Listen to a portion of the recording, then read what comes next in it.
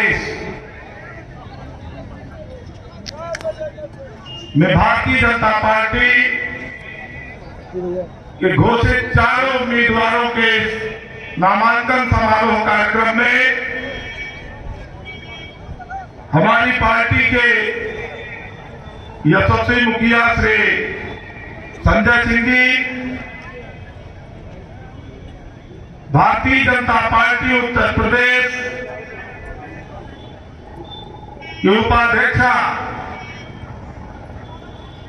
एवं जनपद बांदा की अपनी प्रभारी बड़ी बहन श्रीमती कमलावती सिंह जी, बांदा चित्रकूट लोकसभा के अपने लोकप्रिय सांसद आदरणीय आरके सिंह पटेल जी,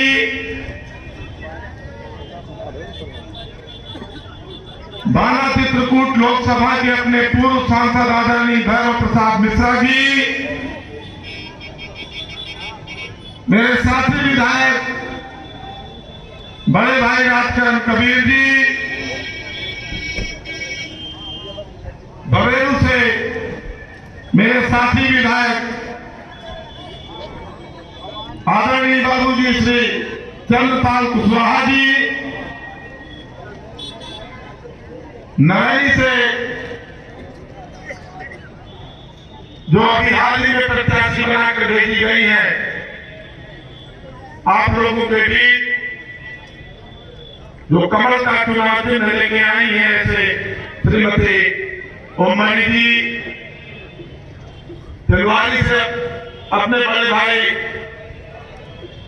जिनको जुम्मा मिला है आप सब लोगों के दम पर कि वो तिलवारी में कमल का फूल खिलाए, ऐसे बड़े भाई श्री राम के प्रसाद जी, बबेरू से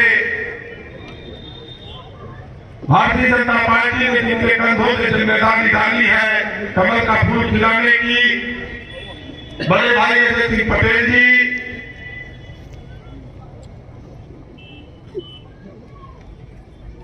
जनपद बांदा के जिला पंचायत अध्यक्ष सुनील पटेल जी, चित्रकूट से चलकर आए अशोक जाटव जी,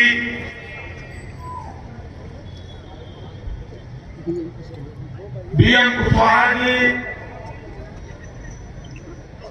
कानपुर बुंदेलखंड के अपने किसान मोर्चा के क्षेत्रीय अध्यक्ष श्रीपाल मुकुंद शुक्ला जी, अशोक त्रिपाठी जीतू जी, प्रवासी के रूप में पिछले 2 महीने से लगातार संगठनात्मक में अपना 100% योगदान दे रहे जनपद टीकमगढ़ के पूर्व जिलाध्यक्ष बड़े भाई श्री अभय प्रकाश सिंह यादव जी,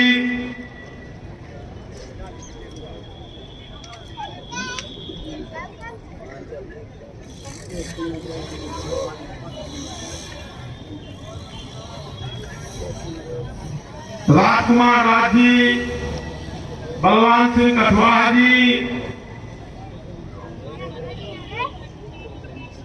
हमारे मणिपुर के महंत जी हैं, कुल्लू में बड़ा उनका आश्रम है, और चाहे लोकसभा का चुनाव हो चाहे विधानसभा का चुनाव हो, चुनाव भर के लिए वो कैंप कर लेते हैं। और भारतीय जनता पार्टी का गांव गांव कमल का फूल खिलाए, ये प्रत्याशी को भी हमको पता नहीं है कि किस मोहल्ले और किस गांव में वो लगे हैं। ऐसे महंत स्वामी रामस्वरूप दास जी महाराज, अमिताभ वाजपेयी जी, अयोध्या सिंह पटेल जी, इंद्रपाल सिंह पटेल जी जो अपने पूर्व जिला अध्यक्ष रहे, चित्रकूट से चलकर आए बड़े भाई श्री शंकर सिंह जी, सुधीर द्विवेदी जी, बड़ौदा ब्लॉक के ब्लॉक प्रमुख सोन सिंह सोनू भैया, नरैनी के मनफूल जी, मनोज जैन जी, अशोक गुप्ता जी, महिला मोर्चा की जिला अध्यक्षा श्रीमती वंदना गुप्ता जी, अनुसूचित मोर्चा से संतोष नायक जी, पिछड़ा वर्ग से प्रेम नारायण पटेल जी, किसान मोर्चा से विजय विक्रम सिंह जी सहित अन्य लंबी लिस्ट है। महिला आयोग की सदस्य श्रीमती प्रभा गुप्ता जी सहित जितना भी सम्मानित अपना मंच है, श्रीमती शीला सिंह जी और जो निषाद पार्टी के अपने जिला अध्यक्ष हैं राम मनोहर निषाद जी और जो निषाद पार्टी के अन्य भी कार्यकर्ता पदाधिकारी हैं अपना दल से हैं और भारतीय जनता पार्टी के उपस्थित सभी अपने मंडल के पदाधिकारी, जिले के पदाधिकारी, सेक्टर 2 से आए सभी देवतुल्य कार्यकर्तागण और मंच पर सम्मानित हमारे सभी बड़े बुजुर्गों को इस मंच के माध्यम से मैं उनका वंदन करता हूं, अभिनंदन करता हूं।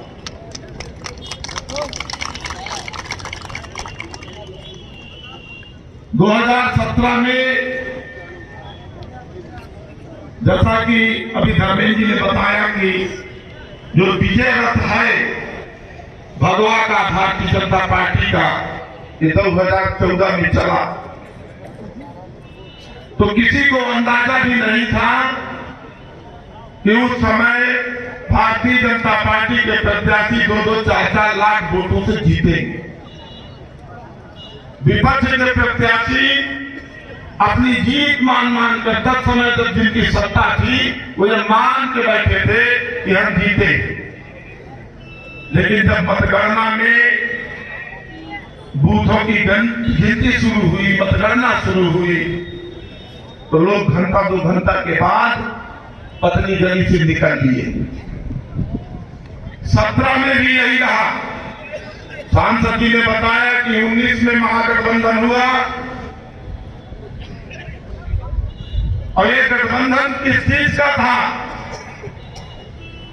भव्य राष्ट्र के निर्माण को रोकने का था, विकास के पहिया को रोकने के लिए था, अलगाववाद और संप्रदायवाद को बढ़ाने के लिए था, जातिगत धर्म की तुष्टीकरण करने वाला वो महागठबंधन 2019 में आप लोगों ने नेस्ता नाबूद कर दिया। जब बूथ खुला तो बहुत सारे कहा है तमाम प्रत्याशी हमारे लगे कहा था वोट है, बहुत वोट है, लेकिन जब बूथों ने खुलना शुरू किया और देवतुल्य जनता जनार्दन का जनादेश मशीनों से निकलते बाहर आने लगा तो घंटा 2 घंटा के बाद तमाम प्रत्याशी तो हो तक काबू नहीं थे। हाँ, बहुत तक 11 बजे तक पहले मोबाइल में आइडिया ले तो कहा है बाद में सांसद जी का फोन की मको भाग गया हुआ ये चकाचक है।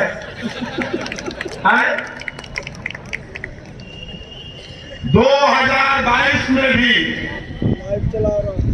फिर एक बार 300 पार, फिर एक बार 300 पार और बांदा की 4 ही नहीं बुंदेलखंड की 1900 सीटों में प्रचंड मतों के साथ कमल का फूल खिलेगा। हर सीट पर कमल का फूल खिलेगा, क्योंकि कमल का फूल खिलाने के लिए भारतीय जनता पार्टी के कार्यकर्ताओं के साथ साथ आम जनता लगी हुई है। आम जनता गांव बूथ पर प्रचार कर रही है। क्यों? क्योंकि पिछला 5 साल उन्होंने देखा है और उसके पहले के सरकारों के कार्यकाल को देखा। तो कैराना का पलायन कैराना का नहीं था, उसका मुद्दा तो मीडिया ने बना दिया। तो हम आप जान गए हर जनपद में कैराना है, हर गांव में कैराना है। इनकी बहुलता जहां कहीं भी इनकी बहुलता है, आसपास के लोगों से पूछो, अपने भाइयों बंधुओं से पूछो, लेकिन ये समय भूलने का नहीं है। उन यादों को दिलों में ताजा करते हुए कमल के फूल की बटन दबाने का है। भारतीय जनता पार्टी को सत्ता से खदेड़ने के लिए इनका सबका गुपचुप गठबंधन है। कुछ दलों ने तालमेल बनाकर ऐसे प्रत्याशियों को टिकट देने का काम किया ये वो भाजपा को के वोट को काटे। आप लोग सब बुद्धिजीवी हैं, मैं किसी विधानसभा का नाम नहीं लूंगा, लेकिन सारे प्रत्याशियों का अगर आप लोग आकलन कर लेंगे तो चीजें स्वतः आपके सम्मुख स्पष्ट हो जाएंगी। मंच में भारतीय जनता पार्टी की अपनी प्रदेश की महामंत्री और अपने कानपुर बुंदेलखंड क्षेत्र की प्रभारी पूर्व सांसद आदरणीय बहन श्रीमती प्रियंका रावत जी अभी अभी आई है। जोरदार तालियों के साथ गड़गड़ाहट उनका स्वागत करिए।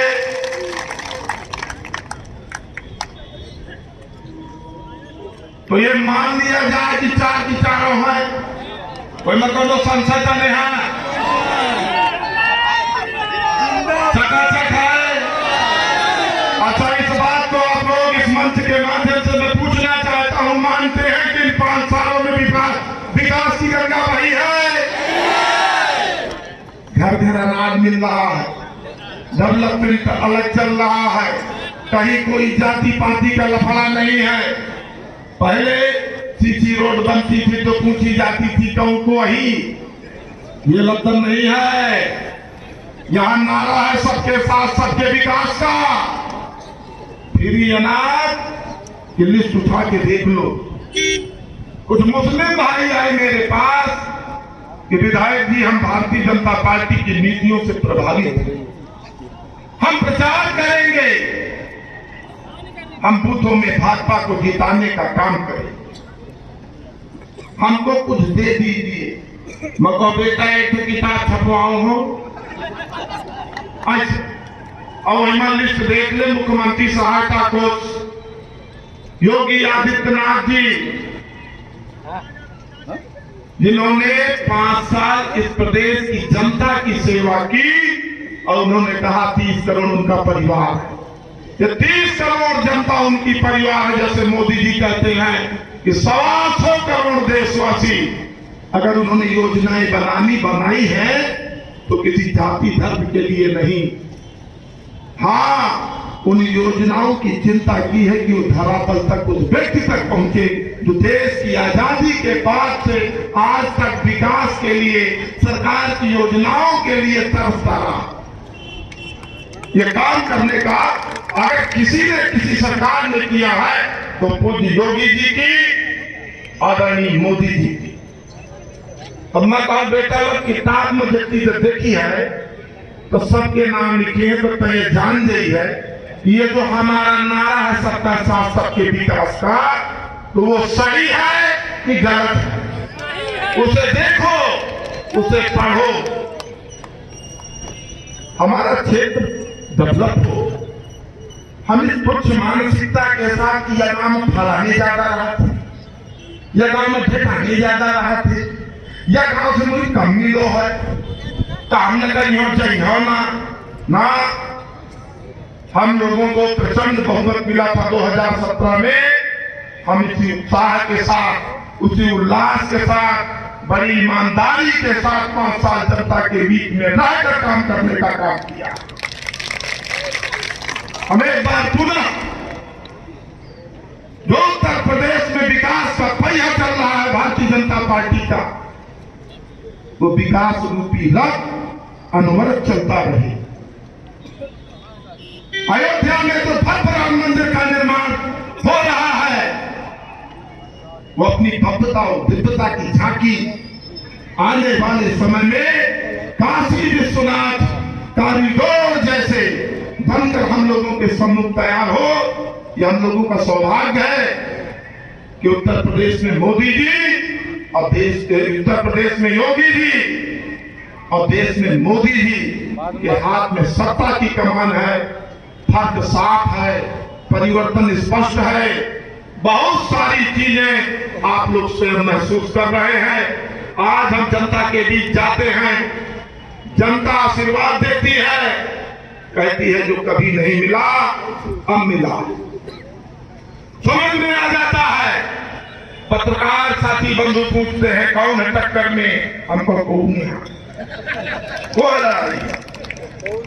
कोई है क्या? कोई है? तो ये माने कि 4 की 4 सीटें भारतीय जनता पार्टी जीतेगी। एक तो बड़ी मजेदार बात बताऊं, मैं दिल्ली में अपने पत्रकार कुछ मित्र साथियों के साथ था। विधायक जी आप कहाँ के विधायक हैं? मकोबांदा। ये कहाँ पड़ता है? मैंने कहा बुंदेलखंड में। तो बड़ा पिछड़ा ही है। तो देखिए मेरा बांधा, लेकिन उन लोगों ने कहावत सुनाई। क्या?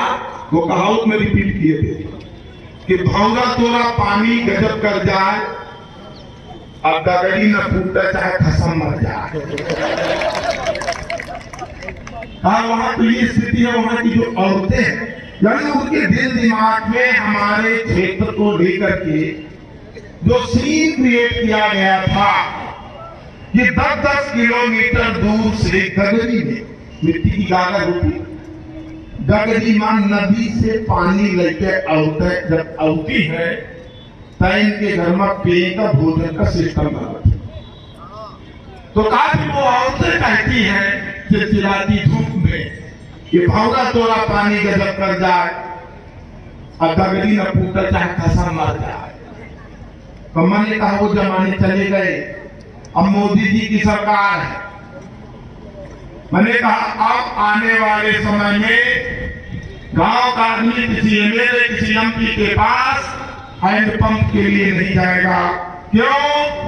क्योंकि सरकार ने उस समस्या का स्थायी समाधान किया है। हर घर पाइप पेयजल योजना युद्ध स्तर पर गांव-गांव के काम चालू है। अब किसी के यहाँ हैंडपंप की जरूरत नहीं है। और मैं पहले किताब में कहावत का हटावा, क्या कभी हम लोगों ने कल्पना की थी कि चित्रकूट से निकल करके दिल्ली तक हम लोगों का बुंदेलखंड एक्सप्रेसवे बनेगा? एक गांव 5-5 जगह से कनेक्ट करने का काम हम लोगों ने किया। रोडें बन रही हैं। आज विकास की जो बयार है, इस बयार को रोकने के लिए विरोधी गुपचुप भी एक है। तो हम लोगों को सावधान रहना है।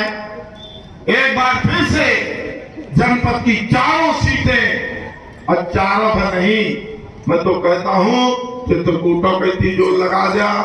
फोन तो सोशल मीडिया का जमाना है। एक आदमी एक जगह से बैठे बैठे बहुत काम कर सकता। ये मोदी जी की कृपा है कि अब फोटोदार बात हो थी तो कहा गया था मैं देख सकता, अपील कर सकता। अभी एक तो कार्यक्रम था मंडपम में, तो हमारे 1500 कार्यकर्ताओं ने अपने मोदी जी को डायरेक्ट सुना। देश की अर्थव्यवस्था और वर्तमान बजट पर उनका जो उद्बोधन था वो हम लोगों को उसका मार्गदर्शन मिला। तो हम लोग आसपास भी जहां हम लोगों के संपर्क हो, संवाद हो, आप इस विधानसभा के हैं, क्या आपके 4 आदमी अगल बगल हैं?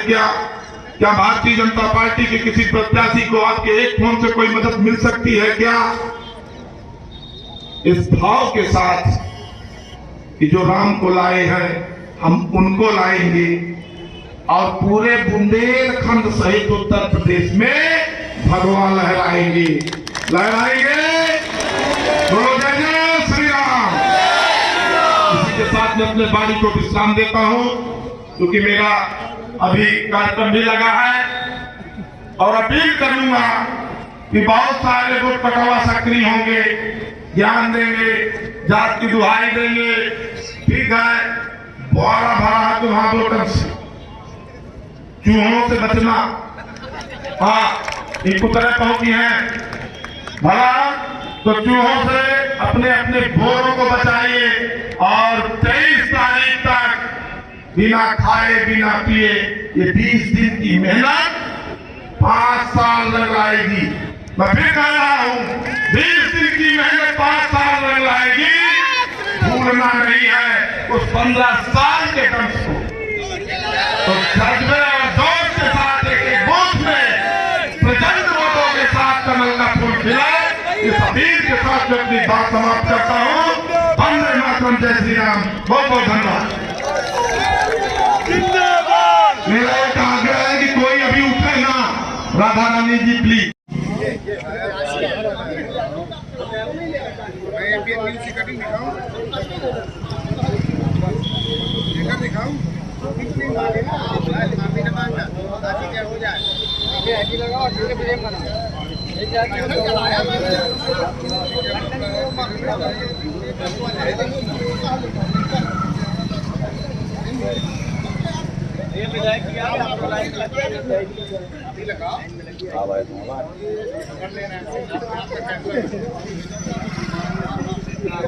राजा भैया ऑन कर लिया था पूरी खंडना नहीं सुन रहे भैया लाइन में लेटर किसका है भैया भैया किसके चैनल है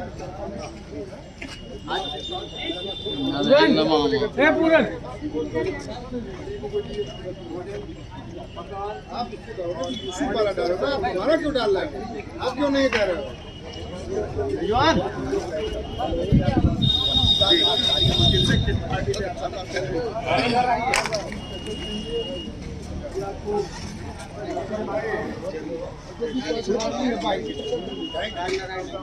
जवान पीछे खड़े रहना दरबार करते रहो पीछे सही है तुम्हें यही पूरी याद है चलाते हुए माइक दे हां दवाई लो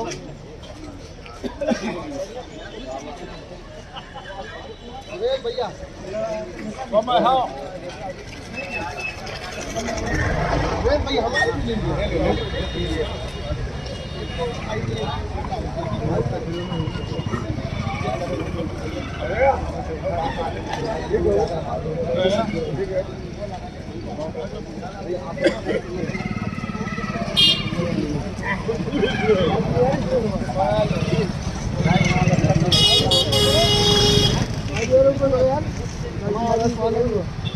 ये तुम मुद्दे रहेंगे और किस तरह से जनता आप राजा ये दूसरा राउंड करते भारतीय जनता पार्टी के सभी चारों प्रत्याशियों ने दूसरे विधानसभा क्षेत्र से रही मुद्दों की बात तो देखिए भारतीय जनता पार्टी सबका साथ सबके विकास और न भ्रष्टाचार न हम लोगों ने 5 वर्ष पहले ये नारा 2017 5 साल पर जो हमने काम किया तो हमारी सोच ईमानदार काम दमदार और फिर सबका साथ सबका विकास और विकास की जो निरंतरता है यह बनी रही। भारतीय जनता पार्टी और सरकार की यह सोच थी कि जो विकास की किरण है वो अंतिम पायदान तक पहुंचे। देश की आज़ादी के बाद से आज तक जहां विकास नहीं पहुंचा वहां पहली बार भारतीय जनता पार्टी की सरकार में खुद योगी जी की सरकार में वहां तक विकास। विधायक जी ये बताइए इस बार के चुनाव में क्या प्राथमिकताएं हैं? मुस्लिम मजलिस को कैमरा ये वो क्या भेजेंगे जनता बताएगी कि को भेजेगी और किसे भेजेगी क्योंकि हम ये जनता 2022 के चुनाव में इस बार बुंदेलखंड में कितनी सीट भारतीय जनता पार्टी ला रही है?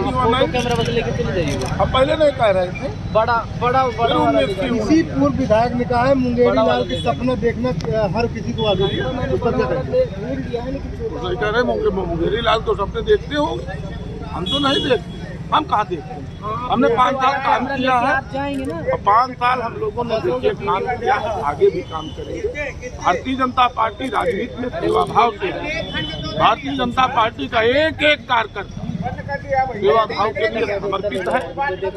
एक एक कार्यकर्ता यह चुनाव लड़ रहा है, जनता चुनाव लड़ रही है। फिर से कह दूँ यहाँ इस मुगालते में वो न रहे। हमसे पिछली बार किसी ने पूछा किससे लड़ाई, हमने कहा किसी से लड़ाई नहीं। 2000 कितना ले लो योगी के साथ एक संत प्रदेश को चला रहा है, ये सौभाग्य। मोदी जैसा एक दिव्य दृष्टि का मतलब जिसने संपूर्ण भारत का नाम अखंड विश्व में जिसने रोशन करने का काम किया, विकास की किरण वहाँ भी पहुँचाई जिसने कभी कल्पना नहीं किया होगा। आप लोग जरा वहाँ भी टहल आइए, कुछ जगह मैं बता दूंगा उदाहरण के तौर पर, आपको मजा आएगा। विधायक जी इस बार किससे टक्कर है आपको लगता है कि कुछ ऐसे काम है जो छूट गए जिनको दोबारा मौका मिलता है? बिल्कुल कामों के हमने कहा ना कि काम बहुत सारे हैं जो होने हैं और लगा